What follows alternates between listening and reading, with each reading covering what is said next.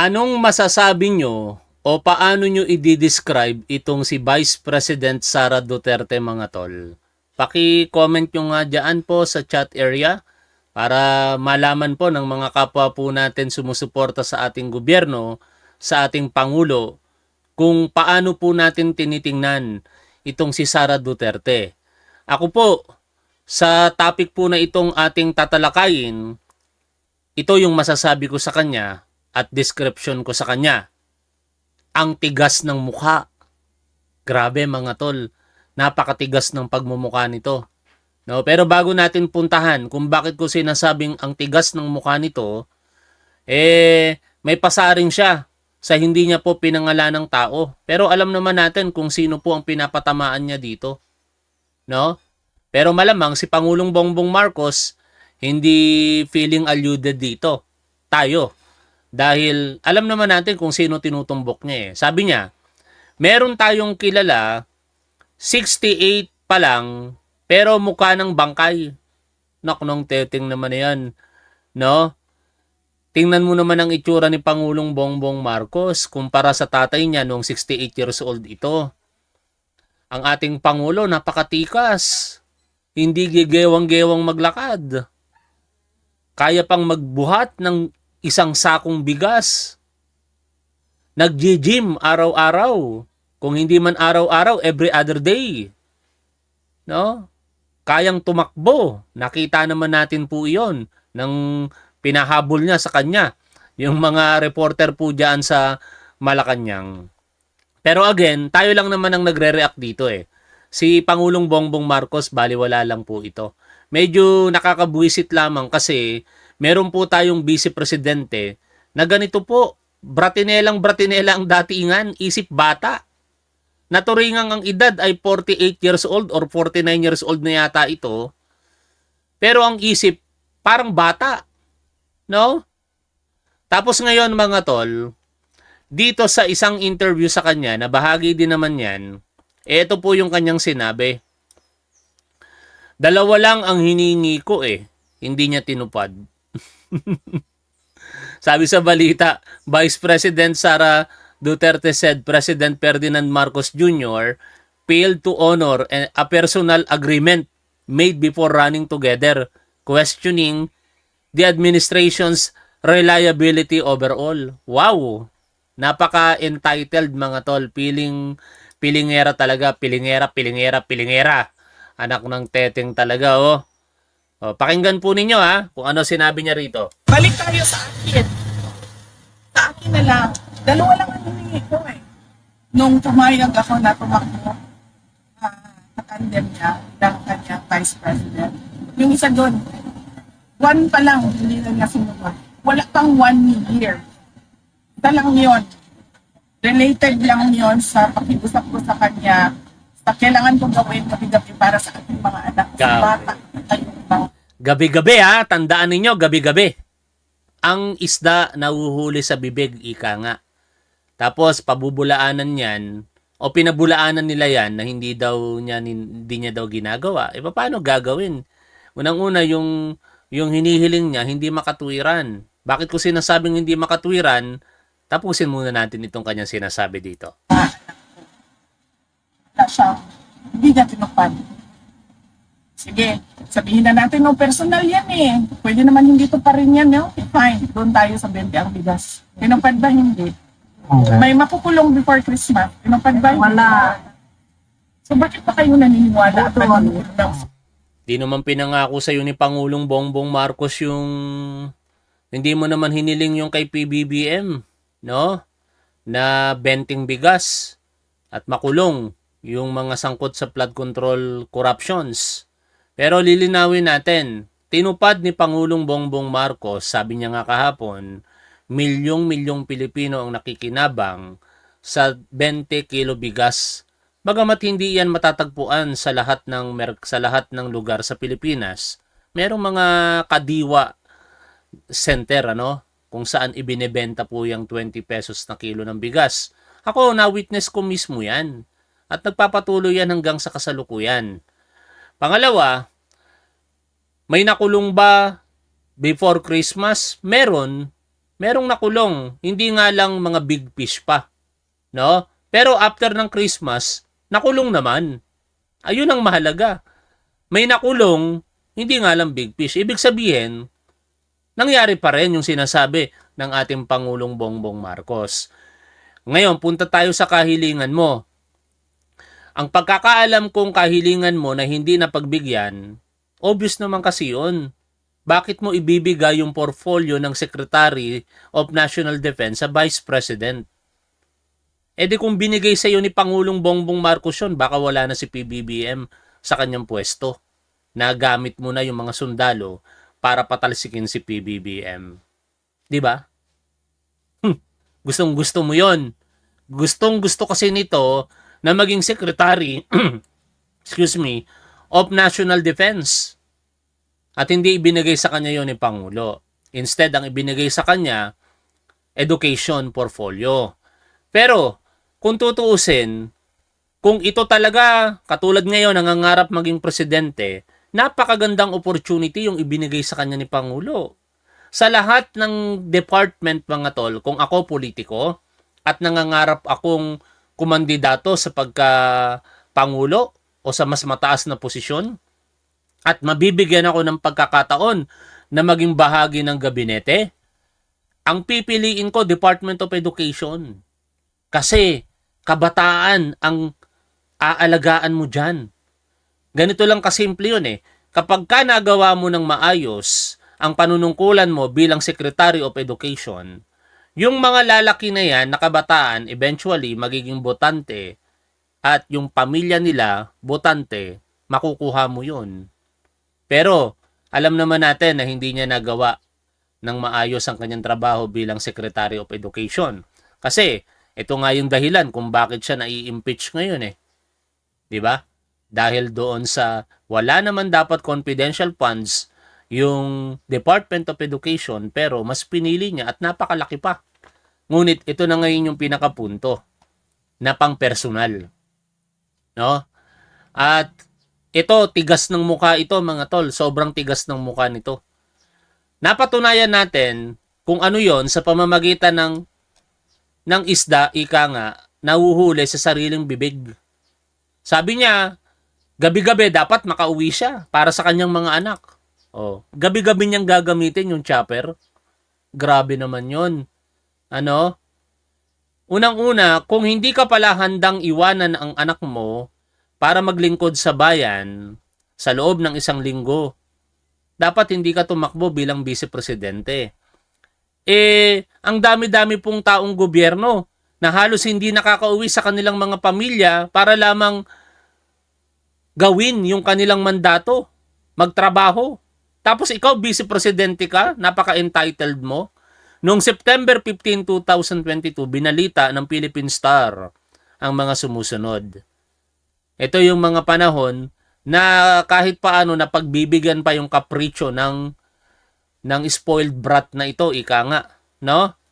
Sabi po dito sa balita, Vice President Sara Duterte released a statement following her birthday greeting to President Ferdinand Bongbong Marcos Jr., thanking him for lending her a helicopter to attend to her children personally on Tuesday. Duterte thanked Marcos Jr. for letting her use his 258th Presidential Airlift Wing so that she could be home in time to tuck her children to bed. Wow! Grabe! No? For the President's birthday, sabi niya, I express my appreciation for the man who has shown a great concern for a working mother and how he provided his all-out support for his Vice President to be able to move around quickly and accomplish work efficiently. An appreciation was also extended to the President's team, who works long hours tirelessly, hopping from one island province to another to reach our fellow Filipinos. Grabe, no, mga tol? Gagamitin mo yung resources ng Office of the President para lamang makauwi ka gabi-gabi sa Davao. Kung hindi mo kaya na hindi iwanan ang iyong naiwanan ang iyong mga anak, di sana sa una pa lamang hindi ka na kumandidato sa pagka-vice presidente at hindi ka naboto ng tao, no? Tapos nung umani po ito ng katakot-takot na kritisismo, at tayo nga bilang sumusuporta pa sa kanya ng mga panahon yun, hirap na pangatwiranan ito eh. Sa totoo lang, natapik ko pa ito eh. Hirap akong pangatwiranan to kasi alam kong mali. Kaya ang pinunto ko na lamang gustong magsilbi sa taong bayan nitong si Sara Duterte, pero alam kong mali. No? At katangahan yon para sa akin. Dapat kinriticize ko siya ora mismo nung mga panahong iyon na malaman po natin na ganito pala yung nangyayari. At salamat, itinuwid ito ng Office of the President sa pamamagitan ng pagtigil, no, ng ganitong kagustuhan nitong si Sara Duterte. Ngayon, mainit na sa publiko noong mga panahong iyon. Pinabulaan na naman ng OBP. Sabi ng OBP, the Office of the Vice President noong September 14, 2022, ito po ay ibinalita naman ng Philippine News Agency, and remarks refuted on Wednesday accusations on remarks circulating online about Vice President Sara Duterte's alleged daily use of a presidential chopper in Davao City. Fake news po yung araw-araw na gumagamit ng chopper para ihatid sa Davao, kagaya ng inilalabas sa media. Manila-based na po ngayon si VP Sara Duterte at ang pamilya niya. Dito na din po nag-aaral ang mga anak niya. Kasi nagkabukuhan na. Saka, siya naman ang nagsabi, gabi-gabi, dito kitang-kita nyo naman mga tol. Hiniling niya talaga. Ngayon, hindi na lang pinagbigyan kasi grabe naman yon. Magkano ang lipad ng isang helicopter? Tapos gagabi-gabihin mo from Manila to Davao, kakaiba po yon. Balik tayo sa akin. Sa akin na lang. Dalawa lang ang humingi ko eh. Nung pumayag ako na tumakbo sa tandem niya ng kanya Vice President. Yung isa doon, 1 pa lang, hindi na niya sinunod. Wala pang 1 year. Wala pang 1 year talaga. September pa lang itinigil na. Grabe naman eh. Pumutok. Ikaw rin ang may kasalanan kung tutuusin. Pinagbibigyan ka na eh. Maling-mali na nga yung pinagbibigyan ka na. Pinagyabang mo pa. Siya may gawa nito kung bakit nalaman ng publiko eh. Di ba? Salamat din sa kanyang katangahan eh.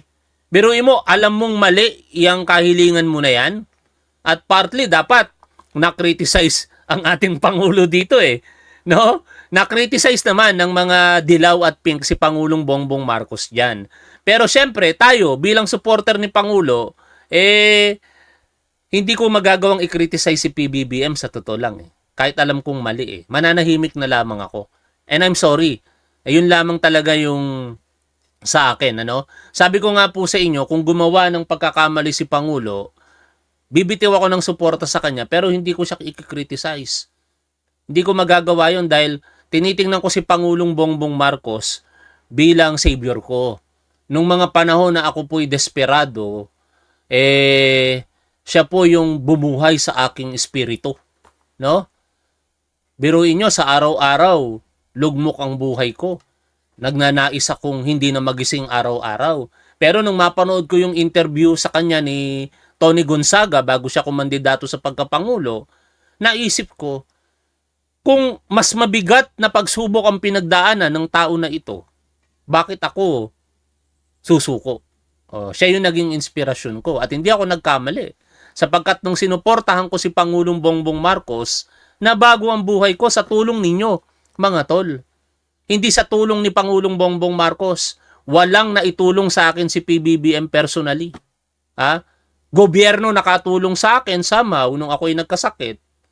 Nakalapit ako sa ahensya ng ating gobyerno. Pero personally, walang tulong sa akin si Pangulo direkta. Pero yung kanyang pagkatao, yung kanyang life experiences, yun po yung nakatulong sa akin kaya hindi ko magagawang talikuran si Pangulong Bongbong Marcos. No? Pag gumawa siya ng mali, mananahimik na lamang ako. Kasi after all, lahat tayo pwedeng magkamali. Pero salamat at hindi nagkakamali si Pangulo. Ngunit, nung mga panahong ito, mali po ito eh. At ngayon, okay lang na banggitin ko, nakalipas naman na ito. At hindi ko kinikriticize si PBBM dito kung hindi. Ito mismo. Binigyan ka ng pagkakataon para mapagbigyan nga yung kahilingan mo, pero ipinagyabang mo pa. Kumbaga mga tol, merong isang hindi tamang ginagawa. Ikaw mismo yung parang Marcoleta lang ang datingan. No? Nak ng teteng na yan, ilalagay mo pa sa alanganin ang Pangulo ng Pilipinas. Dahil lamang sa kapritsyo mo na ito at makauwi ka sa inyong tahanan gabi-gabi. Ikaw mismo nagsabi, hiniling mo sa Pangulo, kaya ka kumandidato sa pagka-vice presidente ayon sa'yo, mapagbigyan ka gabi-gabing makauwi. Paano mangyayaring gabi-gabing makakauwi kung hindi gagamitin tong presidential chopper po na ito? Kaya nung sinasabi nilang fake news daw yan, syempre hindi na kasi pinagbibigyan. Pero before that, nako naman, sana, no? Sana hindi naman nangyari na gabi-gabi kasi yun pala yung gusto niya. Kakaiba po talaga. Ngayon, puntahan na po natin yung naging interview kay Professor Antonio Contreras, kaugnay po ng naging talumpati ng ating Pangulo kahapon sa kanyang SONA. Oo. Sa korupsyon, binanggit mga kasama ng Pangulo ang resulta ng investigasyon sa mga umano'y maanumalyang flood control project. At inumpisahan niya yung kanyang mga kasama, no? Yung kanyang mensahe kahapon sa pagsasampa ng kaso. Opo. Laban kay dating Speaker Martin Romualdez. Opo, may nabanggit din niya yung mga naaresto at nakasuhan na ng mga kontratista. Sa ekonomiya naman, sa krisis sa enerhiya, binanggit din ng Pangulo ang pagdedeklara ng National Energy Emergency. Marami hong mga binanggit kahapon ng Pangulo na ginawa na at yung mga ginagawa kasalukuyan ng kanyang administrasyon sa pagtugon sa problema ng bawat Pilipino. Para himayin natin mga kasama, pag-usapan natin ito kasama ng isang political analyst, si Professor Antonio Contreras. Nasa linya po natin na ngayon. Prof, good morning! Good morning po. Okay, sige. Prof, una, ano po ang inyong masasabi sa SONA kahapon ng Pangulo? Kayo ho ba ay nasyak at naramdaman yung sinasabing earth-shaking ng SONA ng Pangulo kahapon? Well, unang-una, ang SONA ng Pangulo kahapon ay simple. Actually, simple yung mga laman eh. The reason why I say simple, ang mga sinabi niya mga gagawin ay kayang gawin in the last 2 years ng kanyang termino. Maraming laman, maganda ang pagkakadeliver, and there are so many highlights. Actually, walang key highlight. Ang dami niya sinabi na pwedeng yun yung isang key point. Katulad ng siyempre yung unang bungad na nga niya, di ba, yung tungkol sa korupsyon, sa flood control. At talagang hindi niya yun iniwasan. Actually, ang akala ng marami iniwasan niya. Hindi niya iniwasan at bagkos sinentro niya pa doon sa kanyang sinabi na yung kanyang kamag-anak, yung kanyang pinsan, na si dating Speaker Martin Romualdez, although hindi niya inalanan, pero alam natin na siya yung tinutukoy, ay kailangan humarap sa investigasyon. At napakama naman nung sinabi niya na hindi siya Pangulo ng pamilya, Pangulo ng kaibigan, Pangulo siya ng lahat. Diba? Naririnig mo yon, Sara Duterte? Naririnig mo yon? Si Pangulong Bongbong Marcos ay hindi Pangulo ng kanyang kaibigan kahit itinuturing mo noon na BFF mo siya. Pangulo siya ng Pilipinas, ng mga Pilipino. Kaya bakit ka bibigyan ng special treatment? Nagkaroon ng una, tapos uulitin mo pa, grabe naman na yon. Kumbaga, pinagbigyan ka na, inabuso mo pa. No? Pwede kasi yung pagkakataon na yon, in fairness naman kay Pangulong Bongbong Marcos, baka meron namang special na dahilan o opisyal na dahilan. No, sige, gamitin mo muna yung presidential chopper para makapag-silbi ka sa Davao. Pero yung gagabi-gabihin mo, grabe naman na yon. Ikaw mismo nagsabi. Gabi-gabi gusto mong umuwi from Manila to Davao? Ano ka ng teteng na yung kakapalan ng pagmumukha yun, mga tol? Tigas ng mukha talaga ang tamang termino doon. Diba? So, So, isa pa yun. Yung una pa lang meron na kagad ganun. At yung pagtatapos niya. Oo. Napaka-dramatic yung pagtatapos niya na ang pagtatapos niya ito po sa dangal ng bayan na tayo ay isang tao na marangal, hindi tayo marupik, hindi tayo rasista. Yun, hindi tayo kailanman susuko. Mas gusto kong tayo mag-react sa mismong talumpati ni Pangulo. Kasi kahapon, hindi ko ma-reactan eh. Pasensya na, maganda tong interview kay Professor Antonio Contreras, mga tol. Kung mapapanood nyo, panoorin nyo rin. Magaganda yung mga insights dito ni Professor Contreras. Pero mas mamarapati natin ngayon na tayo na mismo ang mag-react doon sa talumpati ng ating Pangulo. At nareaksyon na kanina natin yung unang mga bahagi. Katulad ng pagbanggit niya sa kanyang pinsan at yung mga nakulong na, pati yung mga teacher na dapat bigyan ng pagpapahalaga, patuloy na pagpapahalaga dito sa ating bansa. No? At kasunod niyan, ito. Pakinggan po natin ang talumpati ni Pangulo at reaksyonan po natin. Nitong Mayo 1, araw ng paggawa at kasagsagan ng mataas na presyo ng krudo, nagsagawa tayo ng halos 100 job fair, kung saan halos 300,000 trabaho ay pinagbigay alam natin sa publiko. Kaya, bakit sasabihin ng DJ Chacha na hindi nararamdaman sa grounds? Yan na nga eh. Sa pamamagitan ng job fair na yan, nagkaroon po ang libo-libo nating mga kababayang Pilipino ng trabaho. Kaso lang, hindi po sapat yung kinikita. No? Biruin mo, magkano minimum ngayon? Kaya nga ako, sa totoo lang, napaka-bless ko at naiisip ko rin na minsan nanghihinayang din ako sa pera kasi lang gusto ko lang pasayahin din ng pamilya ko. Pagka kumakain kami sa mga restaurant, katulad nung nakikita yung posting ko, libo talaga binabayaran namin doon. Pero naiisip ko, biruin ninyo, isang kainan lang natin to pagtatrabahuhan ng pangkaraniwang empleyado ng isang linggo. 5 araw, 6 na araw, isang kainan lang namin. Nalulungkot ako. Kaso lang, syempre, hindi ko naman pwedeng buhatin ng mundo, pasanin ang daigdig, ika nga. Kaya ang magagawa ko na lamang, hindi naman sa pagmamayabang sa inyo, kahit paano, nag-iiwan ako ng kaunting tip doon sa bawat kinakainan namin. Yun na lang yung maitutulong ko sa kanila. Bakit? Kasi hindi po talaga sapat yung kanilang kinikita. Ngunit, hindi po yan pinababayaan ng ating gobyerno. Nakikita po yan ng ating Pangulo mismo. Kaya wag po nating sisihin ng gobyernong ito kung bakit may mga ayuda. No? Nakalulungkot lamang kasi ginagawa pang issue ng ilang mga kababayan natin, which is valid naman, na puro ayuda daw ang ginagawa ng gobyerno. Ganito na lang ang gawin natin. Paano kung kayo po ang nasa lagay nila? Paano kung mararanasan nyo po yung naranasan ko noon na sa murang edad, ako po ay nagdadarang na ng dahon ng saging para lamang makatulong sa aking mga magulang. Nangangangkong po ako, nagkasira-sira po yung kuko ko sa paa dahil po sa pangangangkong sa ilog, kaya kong pumitas ng hanggang 300 piraso sa isang araw. Bata pa lamang po ako. Nung dumumi na ang ilog dito sa Pasig, naranasan kong mag-tricycle driver for 5 years.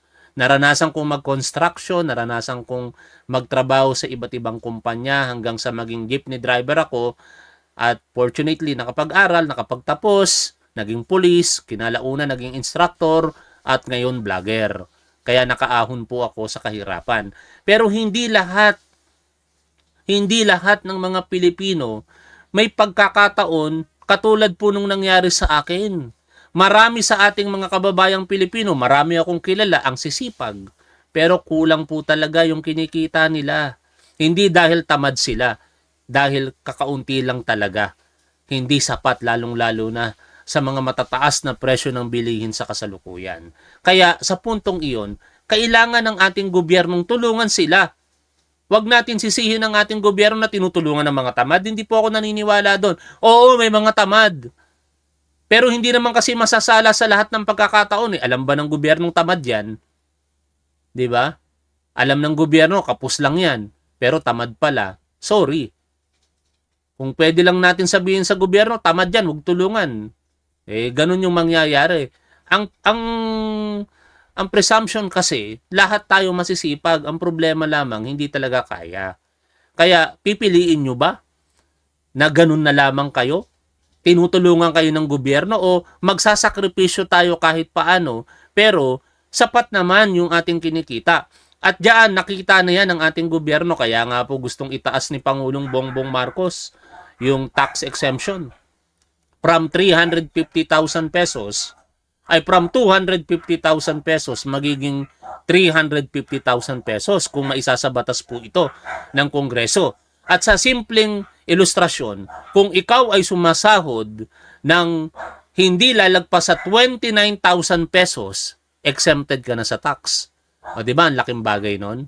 Kasi dati-rate ang mga sahod na ganyan, perhaps mga 25,000 hanggang 29,000, may tax na po yan, withholding tax kung tawagin. O dahil nga, pag nasa batas yan, yung 4,000 na maitatax mo pa or kung magkano man yan, may exempt ka na doon, mapupunta na sa pamilya mo. Nakukuha nyo yung point, mga tol.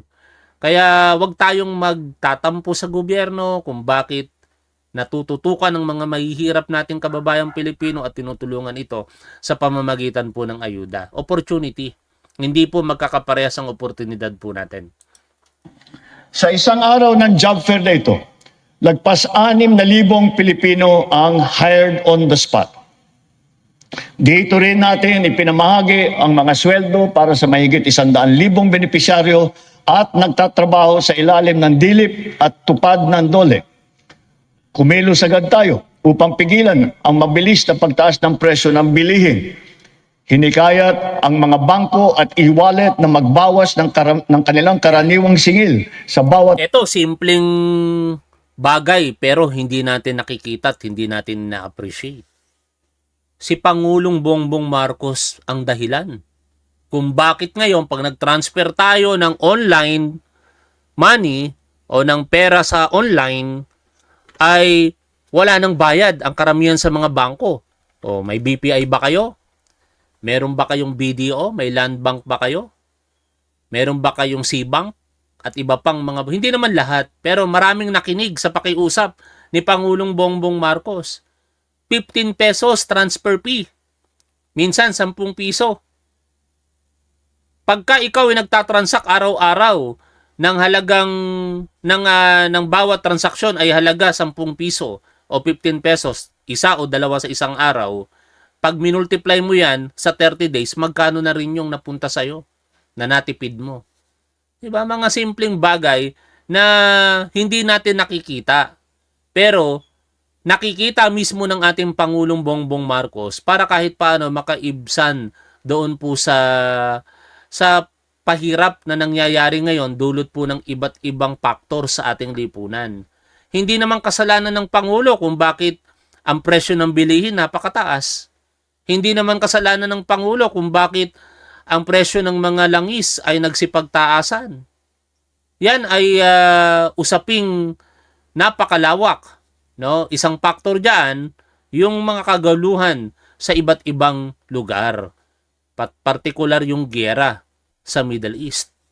Kaya sa pamamagitan ng mga bagay na ito, nakakatulong talaga ang gobyerno. Ikaw, DJ Chacha, hindi ka ba nagtatransfer ng any amount sa loob ng isang araw or sa loob ng isang linggo?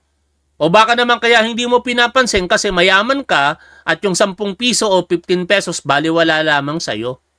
transaksyon na online. Kaya ngayon, maraming bangko at e-wallet na nagbaba o nagtanggal ng kanilang sinisingil sa online transaction fee.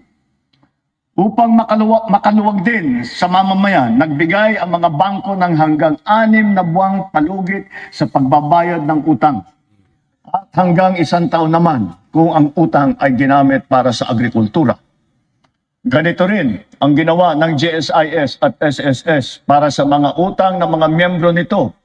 Pati na ang NHMFC para sa mga umutang ng murang pabahay at ng Pag-ibig Fund para sa mga naapektuhan na OFW. O malamang sa malamang may mga DDS na nakikinabang diyan.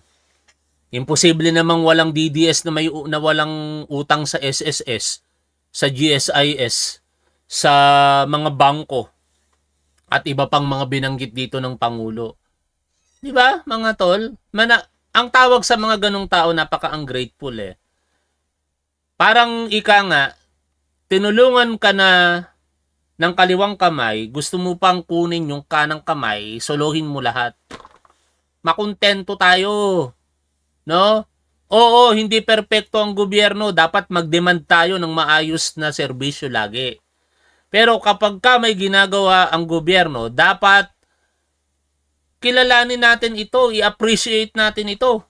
Lalong-lalo na kung nakikinabang tayo dito. Sa usaping, eto, medyo sabi ko nga sa inyo, dahil limitado ang oras ng Pangulo at mas sa tingin niya, mas kailangan pagtuunan yung ibang mga factors, isa sa mga hinanap ko yung particulars ng peace and order. O baka na-miss ko lang. No? Lalong-lalo na may kasamahan tayong content creator na napaslang at iba pang mga pinaslang sa nakalipas na panahon. Pero ang maganda doon, nare-resolba yung mga kaso. Ngunit siyempre, mas ine-expect natin sa isang gobyerno, nakalagay nga po doon sa Article 4 o Article 2, Section 4 ng ating Constitution. Sana hindi ako nagkamali sa pagkakatanda. The prime duty of the government is to serve and protect the people. Di ba? At yun, nakukuha natin ngayon yun. Sorry na lamang, nakakalungkot yung mga nagiging biktima ng krimen. Pero majority ng mga Pilipino ngayon, ini-enjoy ang peace and order. Ang problema lamang kasi talaga, kahit banggitin natin ng statistics, mahirap po iyong paniwalaan kapag ka may naririnig tayo sa social media ang pinatay na rider, pinatay na content creator, at kung sino-sino pa. Pero kung pagbabasihan natin mismo ang peace and order according to statistics, di hamak na mas tahimik ngayon kaysa noon. Lalong-lalo na dati akong pulis, alam na alam ko yan. Alam nyo ba, nung ako po ay pulis pa, panahon ni Rodrigo Duterte, hanggang 2018 ako pulis, bahagi ako ng tukhang eh. Walang araw na walang pinapatay. Ha? Tapos sasabihin nila, mas tahimik noon. Ang katwiran nila, ang mga pinapatay lamang noon, mga adik. Sino nagsabi sa inyo? Nandoon ba kayo mismo? Ako nga mismo nandoon eh. Ang daming mga napapatay na hindi naman adik. Yung iba, ginagamit pa ang sirkumstansya ng war on drugs para lamang pumatay ng tao.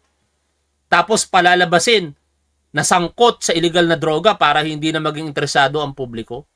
Ang daming ganong cases. Ha? Pero siyempre, dinedemand natin sa ating gobyerno na hindi dapat nakabase sa istatistika, kung hindi dapat mas nararamdaman ng tao. Sa amin dito, ramdam ko yon. Nakalulungkot lamang sa ibang lugar, lalong-lalo sa Caloocan, mukhang hindi nararamdaman. Kasi sa Caloocan lagi may gulo eh. No? At yon mukhang hindi nabigyan ng punto ng Pangulo kahapon sa kanyang SONA. Pero understandable yon. Para sa akin, hindi perpekto ang SONA. With due respect kayo, Undersecretary Claire Castro. Kaya nga kung i-rating ko, nasa 90%. Kasi hindi perpekto talaga, walang perpekto para sa akin. Ang perpekto lang para sa akin ang Diyos. Nag-iisa lang ang perpekto at ang ating Diyos yun. Wala nang iba. Balik po tayo dito sa talumpati ni Pangulo. Kahit papano ay nakaluwag ito sa mga consumer, lalo na sa mga naghuhulog para sa kanilang bahay at sa mga nagpupundar para sa kanilang negosyo. Sa panahon na lumiit ang kita dahil sa mataas ng mga presyo, mahigit 26,000 toneladang bigas ang binigay sa mahigit 2.5 milyong pamilya. At ito'y itutuloy pa natin hanggang umabot sa 8 milyong pamilya na makikinabang. Yung punto ko dyan, mga tol. Ako, mas mamarapatin kung ako na lang ang magbigay kaysa ako yung binibigyan. Sa totoo lang eh. Kasi yung mga binibigyan ng ating gobyerno na ito ng tulong, talagang hirap sila sa buhay. Naranasan ko yan. No, di ko pa naikwento sa inyo kanina. Kahit gaano kakasipag, lagi akong nag-overtime sa trabaho, pero wala. Pag sahod mo, pambayad utang lang din eh. Ganun yung nangyayari talaga ng mga panahon na hirap po ako sa buhay, yung pamilya ko. Kaya hindi ko masisi ngayon ng sarili ko, which is dapat baguhin ko, na masyado rin akong magastos. Kaso lang, ang punto ko kasi, ayokong maranasan ng mga anak ko yung dinanas ko eh. Nabiruin mo, hainan lang kami. Hindi ko pinofault ang nanay at tatay ko dito. Napaka-dakilang mga magulang ang aking biological na ina at ama, no? Yung mga tunay kong magulang. Kasi si mami, best friend, ikalawang ina namin yan eh. No, nandito siya ngayon, nasa baba, nanonood sigurado. Ha? Hindi ko sila pinofault. Kasi talagang mahirap. Nakita ko ang pagsisipag ng aking mga magulang. Kaya nga sinisikap ko makatulong sa kanila. Hanggang sa may asawa ko, 'di ba? Yung kinikita ko, tinutulong ko pa rin partly sa mga magulang ko eh. Kasi kinalaunan wala na sila eh. 'Di ba? Wala na silang kakayahang maghanap buhay, sa amin na aasa, no? Kahit anong sipag mo mga tol, kapos talaga. Magtrabaho ka man ng ilang oras, fiksyon. Kahit di ka yata matulog, fix na kikitain mo. Kung kikita ka lang ng bahagya, sobra. Pero kulang pa rin. Lalo ngayon, sa presyo ng mga bilihin, napakataas dahil nga sa iba't ibang factors. Huwag nating maliitin ang gobyerno, sisihin ito dahil tumutulong sila sa mga kababayan nating mahirap. Puntuhan natin yung mga tol. Mas marapatin natin na tayo ang tumulong kaysa tayo ang tinutulungan. Dahil pag tayo ang tinutulungan, ibig sabihin, kinakapos tayo, may problema tayo. Ako, experience ko yan. Until nga now eh. Pagka kinakapos ako, di ba, nakakalapit ako sa mga kaibigan ko. Salamat sa inyo mga tol ha. Oh, anyway, tuloy po tayo dito.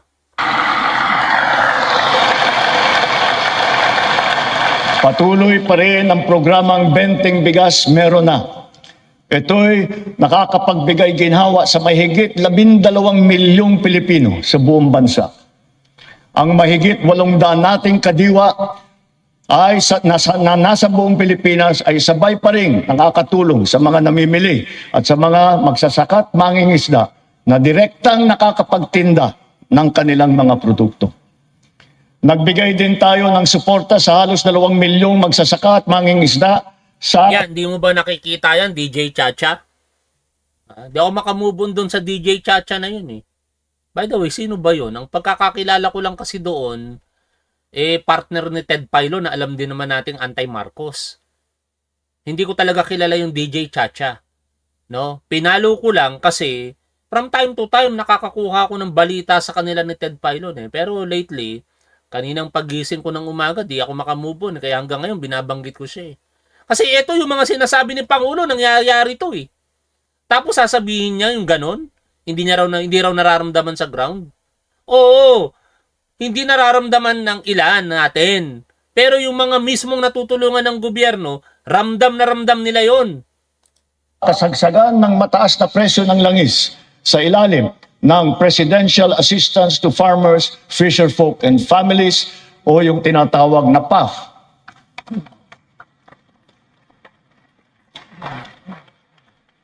Dahil sa mas malakas, malawak at mura nating internet, naging mainam na alternatibo ang Yan pa. online classes at saka ang ating work from home. Di ba? Sa panahon ni Pangulong Bongbong Marcos, yung mga grabing maningil na mga internet carrier na yan, Smart, Globe, at kung sino-sino pa dyan, grabe yung mga yan. O ngayon, di ba? Sa panahon ni Pangulong Bongbong Marcos, yung validity ng load o tumatagal na ng kalahating buwan, isang taon. Meron nga, ito, papakita ko sa inyo ha. Etong cellphone ko na ito, dalawa laman itong SIM card. Globe, isang prepaid saka isang postpaid. Yung postpaid dahil utang tong cellphone. Inalok ako, utang eh. Sabi ko, magkakaroon ako ng iPhone. Sa pamamagitan ng utang lang, walang down payment. Tapos nung kinumpute ko, almost the same lang din ang babayaran ko. Thank you, Globe ha. O, na-promote ko pa tuloy ang Globe bigla. Pero yung isang number, prepaid. Hindi ko na ginagamit yung niloloadan. Ang problema, pagka hindi mo niloadan, magko-close yun. Kaya loloadan ko yon 10 piso. Tumatagal yung 10 piso ng ilang buwan na. O, diba? Samantala dati, yung 10 piso, ilang araw lang, maglo-load ka na naman. Oh. Dahil yon sa gobyernong Marcos. No? Pagdating sa mga GIDAS, ano ba yon? Geographically disadvantaged areas. Nakalimutan ko yung isolated yata yung GIDAS, ano? Geographically isolated and disadvantaged areas. Ewan ko kung tama. Basta yun na yun. Yung mga malalayong lugar, yung mga remote area, i-correct nyo ako mga tol kung ano yun. Kung ano yung binabanggit ko, baka may idea kayo. Nakalimutan ko bigla yung tawag eh. Basta yun, yung mga remote area. Oh. Dahil sa pamumuno ni Pangulong Bongbong Marcos, nabigyan sila ng internet sa malalayong lugar. Nagkaroon ng connectivity mula sa kanilang napakalayong lugar hanggang dito at sa iba't ibang lupa-lupa ng mundo. At pinakamalupit mga tol, ito.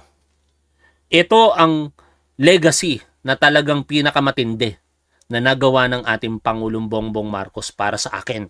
Ang EGOB. EGOB. Yan o.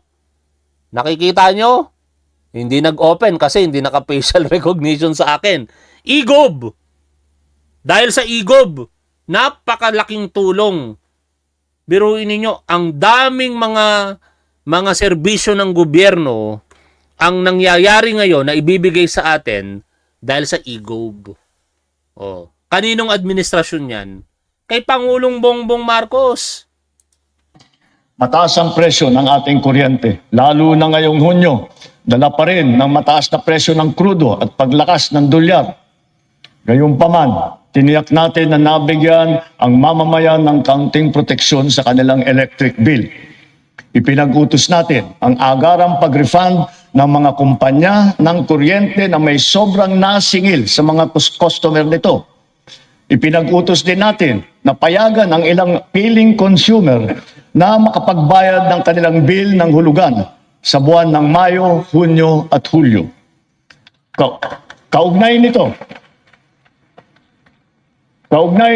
pansamantala nating pinagbawal ang mga pagputol ng linya habang hinuhulugan pa nila ang kanilang bill sa mga buwang ito. Para sa ating mga micro-entrepreneur, ipinatupad natin sa BIR sa ngayong taon ang one-time tax abatement. Sabi ni Milagros Pacunhan, 16 years in abroad, dami ko ng tax ni piso, di pa ako nakareceive ng ayuda. Magpalit po kayo ng mga homeless dito, magpalit po kayo ng mga, pasensya na kayo paprangkahin ko kayo, ng mga kulang po ang sinasahod dito sa Pilipinas para makatanggap po kayo ng ayuda. No? Kasi ganun yun mga tol eh. Baka naman yung kinikita nyo dyan sa tingin ng gobyerno sapat na. Kaya hindi po kayo binibigyan ng ayuda. Piliin natin yung sitwasyon. Kayo yung bibigyan ng ayuda o kayo yung hindi tatanggap ng ayuda pero maayos po ang buhay ninyo. Nakikita ninyo yun mga tol. Alam ko magagalit ka sa sinasabi ko. Milagros Pacunhan. Pero prank ka lang. Mas nanaisin mo bang ikaw ang tumanggap ng ayuda? Tapos ang buhay mo katulad ng mga Pilipino dito na mahihirap? O hindi ka na lang tatanggap ng ayuda pero kahit paano, nakakaraos ka, sapat ang kinikita mo dahil nasa abroad ka.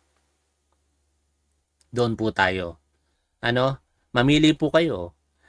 Pero, ang punto kasi mga tol, dapat lahat tulungan. Kasi sabi, gobyerno eh. Ang problema nga hindi kaya eh. Reasonable po yun para sa atin dapat. Bakit sinasabing hindi kaya? Unang-una, talamak ang korupsyon. Salamat at sinusolusyonan ng ating Pangulo. Pangalawang nakikita ko, with due respect sa lahat, maraming mga Pilipino ang hindi po nagbabayad ng tamang buwis. Totoo o hindi? Totoo o hindi? Lalong-lalo na yung mga self-employed na ang lalaki ng kinikita. Yung mga middle class natin na empleyado, walang lusot yan sa tax kasi automatic pag sahod nila, withhold kagad yan. Paano? Katulad kong mga content creator. Paano yung mga TikTok affiliate? Paano yung mga online seller? Paano yung mga negosyo na ang pagbabayad ng tax ay pagkukusa. Ang dami-daming hindi nagbabayad ng tax ng tama. Dinadaya. Kung tayo lahat nagbabayad ng tax ng tama, malaki ang revenue collection ng gobyerno. Pero sana walang kurap. Ito, real talk tayo dito mga tol. Sasabihin na naman ng isang manonood dyan, yan ka na naman sa tax mo. Totoo naman yung sinasabi ko. Si Pangulong Bongbong Marcos din yung nagbanggit eh. Bakit kayo masasaktan? Totoo naman yung sinasabi ko. Kung lahat tayo religiously nagbabayad ng tax, malaki ang makukuha ng gobyerno at maitutulong sa ating lahat. Etong mga online creators, yung mga lalong-lalo itong mga nagpo-promote ng mga sugal, nakikita nyo yung mga yan, di ba? Nanonood ako, paminsan-minsan nanonood ako, naglilibang ako eh. Gusto ko lang naman manood, makita sila. Pero di ako naglalaro doon. Nakikita ko sila tapos sasabihin nila, binabayaran kami ng 500,000, 1 million, 2 million. Ang tanong, nagbabayad ba sila ng tax para doon? I do not know kung nagbabayad sila ng tax doon. Pero sana nagbabayad sila. Kasi sa 1 milyon na ibayad sa kanila, more or less 200,000 ang dapat mapunta sa gobyerno dyan. Real talk yan. Diba? Kung lahat nagbabayad ng maayos, di sana walang problema. Hindi na natin kinakailangan pang mangutang. And worse, ang daming mga malalaking kumpanya ang tax evader, kaya nauuwi pa sa kasuhan kinalaunan. Katulad ng isang kritiko ni Pangulong Bongbong Marcos, si Attorney Levito Baligod. Kilala niyo si Levito Baligod? Hinahabol ngayon ng gobyerno kasi di umano, meron siyang 30 million tax due na hindi niya binabayaran. O kung binayad niya yun, nakarating sa gobyerno, di pondo na ng gobyerno yun. Kaming mga content creator, ako, ang aga ko nagparehistro sa BIR. Kaso lang, ang dami kong mga problema, kinakapos talaga eh. Kaya hindi ako makabayad ng tax sa on time eh. Pero ngayon, inaayos ko. Magkano binayad kong tax kahapon? 118,000. Pero, ginagawa ba yan ng ibang vlogger? I do not know. Pero sana lahat tayo magbayad ng maayos para ang gobyerno hindi mahirapan lalo. Ayunin nito na makapagbigay ng kaunting ginhawa sa mga nalugi o kaya lumiit ang kita dala ng hirap ng panahon. Ang sektor ng transportasyon ang pinakamatinding tinamaan ng epekto ng krisis. Super, operator, pasahero, manggagawa o negosyo man. Sabi ni Alfredo Dinglasan, kaya idol, yung iba ayaw na magbayad ng tax, ninakaw din naman ng mga buhayang mangbabatas, kaya tama nang wag magbayad ng tax. Wag tayo magreklamo sa gobyerno. Kung sa paningin nyo, tamang hindi tayo magbayad ng tax. Diba? Wag tayo mag-demand sa gobyerno. Kasi yun ang social contract natin mga tol sa gobyerno eh. Yung service and protection. Paano magagawa ng gobyerno ang service at protection kung walang tax collection? No? Wala na tayong pinagkaiba niyan sa iba na mga kurap. Kurap na nga ang mga mababatas tapos kurap pa tayo sa sarili natin. Alam nyo ba na ang hindi pagbabayad ng buwis ay korupsyon? Kinukurap mo sarili mo. Ang para kay Cesar ay para kay Cesar. Merong comment sa Teresita Sino yata yung nag-comment sa atin. Basahin ko yung comment niya. Ito, sabi niya dito, laki ng, Tessie Chito pala, sabi niya. Si Tessie Chito. Laki ng tax ni Sir. That is good. Give to Cesar what is due to Cesar. Sabi nga sa Bible. Diba, biblical yon mga tol eh. Ayoko maging relihiyoso sa inyo, pero biblical yun. Ibigay natin ang nararapat sa ating gobyerno. Kasi, humihingi tayo ng serbisyo at protection eh. Tapos babanat pa tayo ng mga kung ano-ano laban sa korupsyon, tapos tayo mismo din nagbabayad ng tax. So, di ba? Ano yon? Double standard. Pag iba, pupunahin natin. Pag sarili natin, exempted kasi nagnanakaw sila. Hindi pwede ganun katwiran. Anyway, pasensya na kayo kung nire-real talk ko kayo dito. Sabi ko nga sa inyo, sa channel po natin, hindi po ako nang please ng manonood. No? Hindi ko po ugaling mang please dito, yung parang inuuto yung mga manonood para lamang manatili at patuloy panoorin yung programa. Hindi po ako ganun dito. Kung ayaw nyo po sa sinasabi ko, wala akong magagawa. Pero nagpapasalamat ako kung patuloy kayo tumatangkilik kay Top 1 at dahil dyan, sa July 30, alas 8 ng gabi, meron tayong raffle. Dumating kayo. Hanggang dito na lamang, lagi po nating tandaan kung ano ang tama at dapat doon po tayo. Keep safe, see you always. Bye for now mga tol.